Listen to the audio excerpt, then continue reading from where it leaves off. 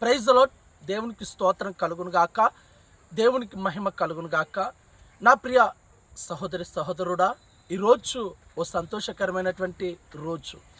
ఎందుకు ఇలా చెప్తున్నానంటే, మనం కానీ లేదా మన పితరులు కానీ గడిచిన 1947 సంవత్సరాల క్రితము బ్రిటిష్ అనే వారు మనల్ని పరిపాలించి మన కాడున్న సొమ్మును దోచుకొని మనల్ని చిత్రహింసలు చేసి అనేక రకాలుగా దాడులు చేసిన వారు. అయితే దేవుని మహాకృపను బట్టి ప్రతి ఒక్కరికి స్వతంత్రం ఇచ్చినట్టుగా దేవుడు వారి నుండి మనకు స్వతంత్రం ఇచ్చాడు. కాబట్టి గడిచిన 1947 సంవత్సరమున మనకి స్వతంత్రం వచ్చి ఈ రోజుతో కరెక్ట్గా 78 సంవత్సరాలు పూర్తి చేసుకొని 79వ స్వతంత్ర దినోత్సవం జరుపుకుంటున్నాం.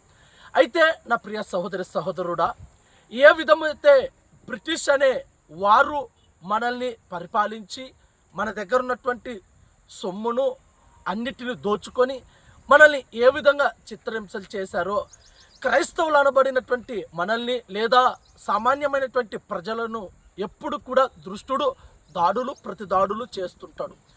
వారి యొక్క ఆలోచన ఏంటంటే, ఎప్పుడు చూసినటువంటి దేవుని బిడ్డలు దేవునికి కాకోకుండా చేయడమే వాని యొక్క ముఖ్య లక్షణం. అందుకనే నీ మీద నీ కుటుంబం మీద ప్రతి క్షణం కూడా ప్రతి దాడు చేస్తూ ఉంటాడు. అందుకే దేవుడు ఈ రోజున ఈ వీడియో రూపంగా తెలియపరుస్తుంది ఏంటంటే, నిజంగా ఈ భారతదేశానికి స్వతంత్రం ఎలా వచ్చిందో మనకు కూడా దృష్టిని నుండి స్వతంత్రం అనేది కావాలి. స్వతంత్రం అనేది దేవుడు ఇచ్చాడు. ఎప్పుడు ఇచ్చాడు? దాదాపు 2025 సంవత్సరాల క్రితమే యేసుక్రీస్తు మానవుని రూపంలో దిగివచ్చి ఆయన శిలువ త్యాగము చేసి ప్రాణాలు అర్పించి ఆయన రక్తము చేత మనము పరిశుద్ధంగా కడగబడ్డాము. అయితే ఇప్పటికీ కొంతమంది అనబడినటువంటి వారు ఇంకా సాతాను కింద బందీలుగా బానిసలుగా బ్రతుకుతున్నారు. అందుకనే ఈ స్వతంత్రపు దినోత్సవం సందర్భంగా దృష్టిని చేతిలో నుండి కూడా నీవు విడిపించబడాలి. దృష్టిని చేతిలో నువ్వు బానిసగా ఉన్నావు, వాని చేతిలో నుండి విడిపించబడి నువ్వు స్వతంత్రంగా బ్రతకాలి. కాబట్టి బైబిల్ గ్రంథంలో దేవుడు ఒక మాట రాసి పెట్టాడు. ఏంటంటే, యోహాను సువార్తమానము 8వ అధ్యాయము 36వ వచనం, కుమారుడు మిమ్మల్ని స్వతంత్రులుగా చేసి ఉన్న యెడల మీరు నిజంగా స్వతంత్రులై యుందురు.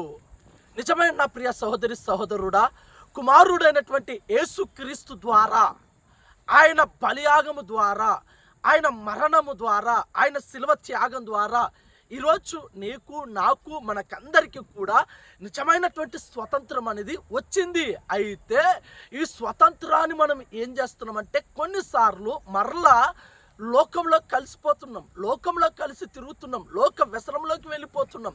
అలా కాదు. నిజంగా నువ్వు దేవుని కుమారుడివి, నిజంగా నువ్వు దేవుని కుమార్తెవైతే నిజమైనటువంటి స్వతంత్రాన్ని పొందుకోవాలి. మరొక్క మారు మిమ్మల్ని హెచ్చరిస్తున్నాను నా ప్రియ సహోదరి సహోదరుడా, నిజమైనటువంటి స్వతంత్రం ఏంటంటే మనుషుల చేతిలో నుండి విడిపించబడడం. అది నిజమైన స్వతంత్రం ఏమో, కానీ దృష్టిని చేతిలో నుండి విడిపించబడాలి. దృష్టిని బంధకాలలో నుండి విడిపించబడాలి. దృష్టిని యొక్క బానిస కట్ల మధ్య బ్రతుకుతున్నటువంటి నీ జీవితాన్ని విడిపించబడాలి. అది నిజమైన స్వతంత్రం. కాబట్టి దేవుడు మరి నీకును నీ కుటుంబానికి నిజమైనటువంటి స్వతంత్రం ఇచ్చి దేవుడు ఈ లోకంలో నేను ఉన్నత స్థితిలోకి దేవుడు కాపాడును గాక. అలాగే మన దేశ క్షేమం కొరకును, మన దేశ భద్రత కొరకును, మన దేశం యొక్క ఆర్థిక పరిస్థితుల కొరకును, మన దేశం యొక్క శాంతి భద్రతల కొరకును, మన దేశం యొక్క ఉన్నత ఔన్నత్యము కలిగినటువంటి దేశముగా పిలువబడుట కొరకును మనమందరం కలిసి నిత్యమును ఎల్లప్పుడూ ప్రార్థించాలి, ప్రార్థన చేయాలి. అప్పుడే మన దేశానికి క్షేమము, భద్రత, ఆర్థిక పరిస్థితులు అన్నీ కూడా చక్కదిద్దపడతాయి. దేవుడు ఈ పరిశుద్ధమైనటువంటి మాటలను దీవించి ఆశీర్వాదకరంగా దీవెనకరంగా మలుచును కాక. Amen, amen.